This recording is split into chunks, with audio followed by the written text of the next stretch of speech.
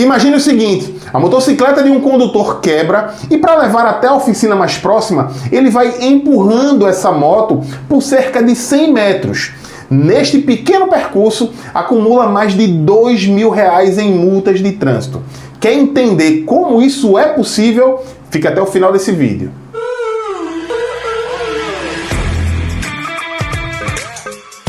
Olá, eu sou o professor Carlão, sejam muito bem-vindos ao Manual do Trânsito, o mais completo canal sobre trânsito e mobilidade humana do YouTube Brasil. Antes de qualquer coisa, quero deixar muito claro que nós fazemos um canal educativo de trânsito. Eu vou trazer aqui uma questão que é um estudo de caso. Não necessariamente isso aconteceu, na verdade, dificilmente aconteceria. O objetivo deste vídeo é trazer um pouco mais de informação diante dessa legislação tão complexa que é a legislação de trânsito.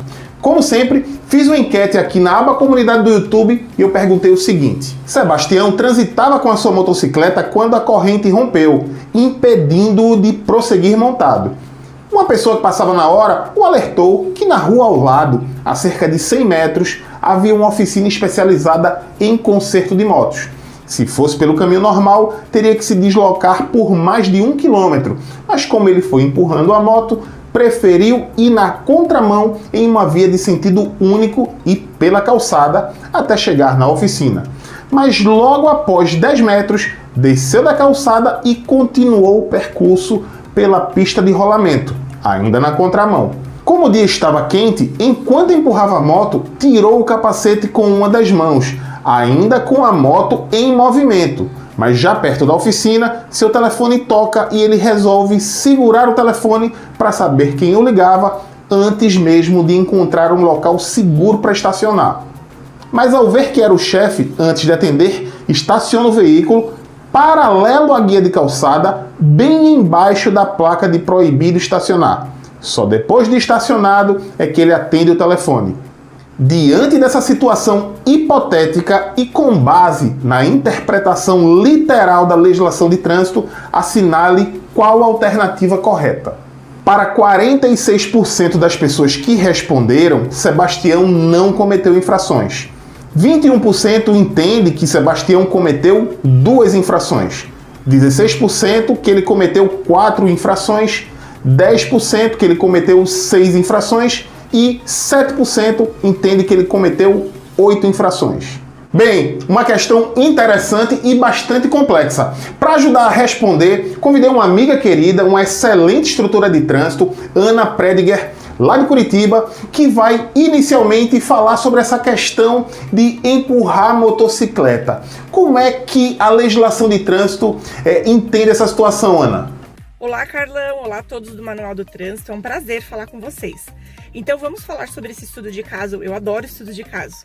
Então, primeira coisa, o Manual Brasileiro de Fiscalização de Trânsito, ele fala bem claramente que o motociclista empurrando a moto não se equipara ao pedestre, como a gente sabe que acontece com o ciclista, nem direitos e nem deveres. Ou seja, quando o motociclista estiver empurrando a moto, ele é um motorista normal, ele está conduzindo a sua moto, tá?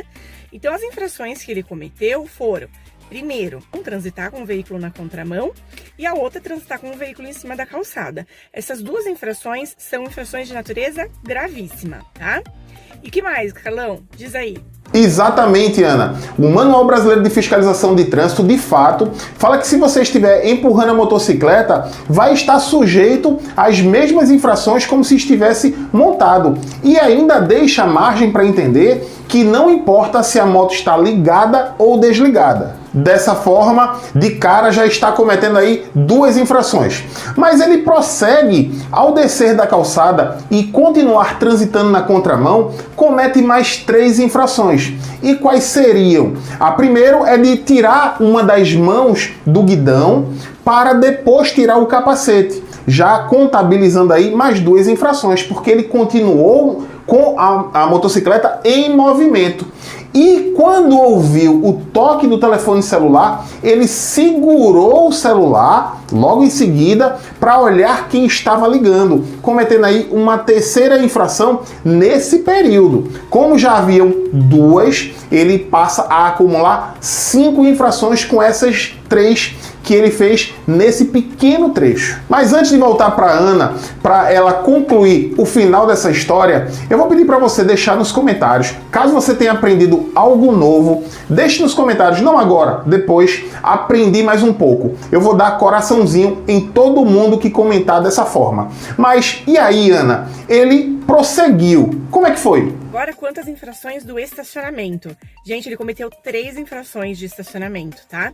Isso porque as raízes das infrações, dos enquadramentos das infrações, que é algo que tem lá para o agente de trânsito, né, poder fazer a autuação, elas são raízes diferentes e, portanto, ele deve autuar pelos 3 estacionamentos proibidos no caso. Quais são eles? Um deles é estacionar na contramão de direção e o outro é estacionar fora das posições que estão, né, regulamentadas pelo código. A posição certa para um motociclista estacionar é sempre na perpendicular, com a roda, né, da moto encostada na calçada.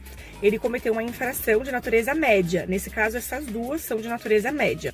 A outra infração que ele cometeu por estacionamento foi a de estacionar embaixo da placa de proibido estacionar, né? Então, se for uma placa de proibido parar e estacionar, é infração grave.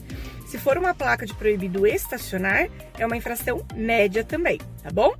Então é isso, gente. Minha participação aqui com vocês foi essa. Espero que vocês tenham gostado. Pois é, Ana. Olha só que interessante, pessoal. Claro que nós estamos falando de uma situação hipotética. Ela não aconteceu, repito, e dificilmente aconteceria. Mas para atender o telefone, ele estaciona. Como estava na contramão, ele estacionou na contramão de direção, não colocou na posição adequada para a motocicleta, porque ele colocou paralelo e ainda assim bem embaixo da placa, cabendo aí as 3 autuações. Mas como eu disse na abertura, além de ser uma situação hipotética, ela foi feita com base na interpretação literal do que está escrito na legislação de trânsito. Já existe a tentativa, uma proposição de melhorar a redação do Manual Brasileiro de Fiscalização de Trânsito. Uma das pessoas que está trabalhando nessa tentativa de melhora é o professor mestre Júlio Vermodesto, que já me falou que vai propor que a questão de empurrar a motocicleta precisaria ser melhor escrita e sim depender da força motriz. É diferente ela estando ligada ou desligada.